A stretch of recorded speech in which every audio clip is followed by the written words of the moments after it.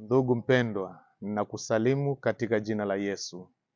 Mimi ninaitwa mchungaji Leonard Patrick Masawe, ni mchungaji wa kanisa la EAGT Penueli, Mbezi Mji Mpya. Ninakukaribisha sana kanisani Penueli. Nifafanue kidogo juu ya Penueli. Penueli ni pale Yakobo alipokamatana na malaika na akashinda akapata haki yake. Embu nikusomee neno fupi litakalo kutia moyo. Katika Mathayo 11 ule mstari wa 28 inasema, njooni kwangu ninyi nyote msumbukao na kulemewa na mizigo, nami nitawapumzisha. Huu ni mwaliko wa Bwana Yesu aliyetoa kwa ajili ya mwanadamu yeyote anayesumbuka na kulemewa. Watu wengi wanalemewa na mizigo ya dhambi, watu wengi wanalemewa na mizigo ya matatizo. Shetani amefungua miradi katika maisha yao. Tumepaita hapa Penueli kwa sababu tunapokutana tunamuita Bwana aliye hai, na Mungu tumemuona na kumshuhudia akitenda mambo makubwa na miujiza mingi.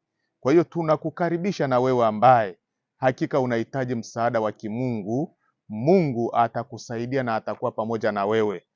Tatizo ulilo nalo ni jepesi sana mbele za Mungu. Licha ya kwamba kwako limekuwa ni mzigo mzito, anasema mzigo huo basi uulete kwake.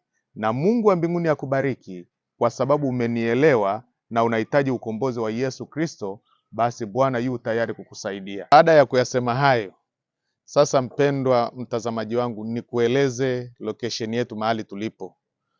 Ukitokea pale Mbezi, pale katikati kwenye kiplefti ya Goba, kuna njia inapandisha hapo katikati, njia ya Makabe wanaita.